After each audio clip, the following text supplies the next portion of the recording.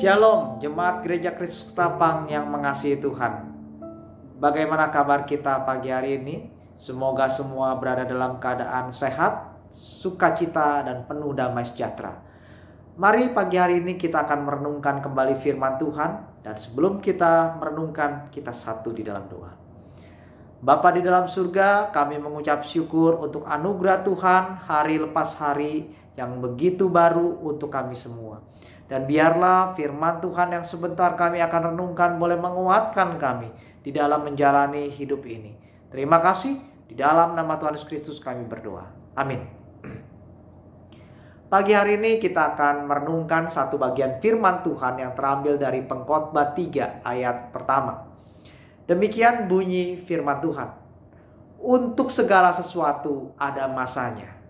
Untuk apapun di bawah langit ada waktunya. Bapak Ibu Saudara sekalian, kehidupan kita di dunia ini tidak terlepas oleh apa yang namanya waktu. Waktu adalah sesuatu yang abstrak. Dia tidak terlihat, tidak dapat disentuh, tapi menjadi satu bagian di dalam perjalanan hidup kita. Waktu juga adalah sesuatu yang terus mengalir dan berjalan terus tanpa kita dapat menunda atau menghentikannya. Kita tidak dapat mengumpulkan waktu, kita tidak dapat menyimpan waktu, kita hanya dapat berjalan bersama waktu. Pengkhotbah 3 adalah pengamatan dari sang pengkhotbah terhadap waktu. Dan yang menarik di sini adalah sang pengkhotbah tidak berbicara tentang waktu di dalam bentuk ukuran-ukuran seperti menit, jam, hari, bulan, tahun, dan seterusnya. Melainkan sang pengkhotbah berbicara tentang waktu sebagai rangkaian peristiwa, rangkaian kejadian-kejadian yang telah diatur begitu rupa oleh Tuhan, sang pencipta. Misalnya ada peristiwa kelahiran, tapi pada akhirnya akan ada peristiwa kematian. Ada musim untuk menanam, tapi untuk kemudian pada saatnya tiba musim untuk memanen atau mencabut yang ditanam. Dikatakan ada saatnya menyembelih atau membunuh ternak. Tapi sebelum masa penyembelihan itu ada masa-masa merawat, membesarkan ternak, mungkin menyembuhkan jika ternak tersebut sakit, dan seterusnya. Jadi waktu dalam perspektif sang pengkhotbah bukanlah kumpulan detik demi detik yang harus dilewati.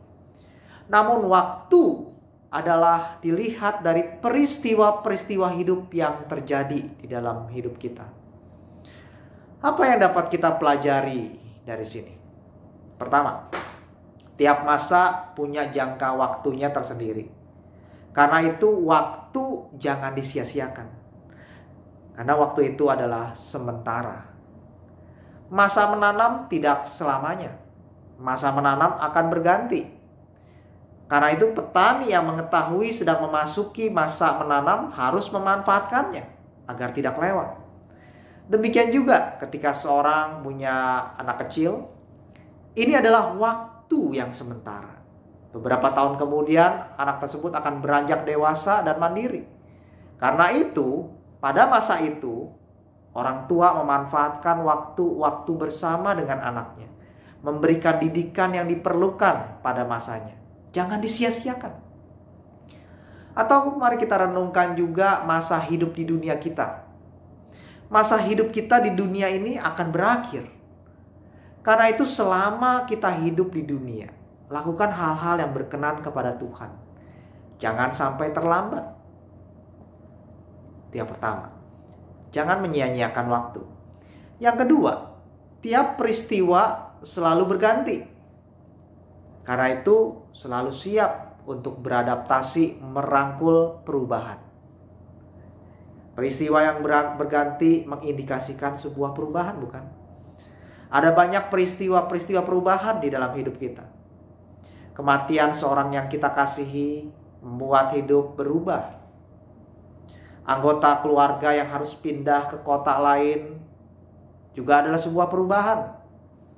Seorang yang pensiun dari pekerjaannya juga sedang memasuki masa-masa perubahan. Dan ada banyak lagi. Kehidupan menjadi tidak sama dengan sebelumnya. Namun hidup tetap harus dijalani. Karena itu kita perlu beradaptasi, membiasakan diri dan menjalani hidup perubahan tersebut. Kesiapan menjalani perubahan adalah sebuah tanda pertumbuhan. Kita tidak menjadi stagnan. Seorang yang berkomitmen mengikut Tuhan juga memasuki masa yang tidak sama lagi dengan sebelumnya. Tapi kehidupan perubahan harus dijalani. Mungkin awalnya tidak biasa. Ada keinginan-keinginan diri yang bergejolak. Misalnya ingin memaki ketika ada sesuatu yang menyebalkan, ingin bersenang-senang dengan hal-hal terlarang, dan lain-lain. Namun orang ini harus bertumbuh karena dia mau memasuki masa perubahan untuk hidupnya di dalam Tuhan. Dia harus jalani dan dia harus berusaha mengikuti apa yang menjadi kehendak Tuhan. Bapak Ibu Saudara sekalian, waktu adalah sebuah desain Tuhan untuk kita agar kita bertanggung jawab dan bertumbuh dalam hidup ini. Waktu bukan semata mengenai pendek dan lamanya perjalanan hidup, namun waktu adalah bagaimana kita bereaksi terhadap peristiwa-peristiwa yang terjadi di dalamnya. Karena itu mari kita bertumbuh melalui waktu yang dipercayakan Tuhan. Kita berdoa. Bapa di dalam surga, kami mengucap syukur untuk setiap peristiwa yang Tuhan izinkan terjadi di dalam hidup kami. Kami boleh memandang waktu dari peristiwa-peristiwa yang kami lewati. Dan bagaimana kami bereaksi dan berespon di dalamnya.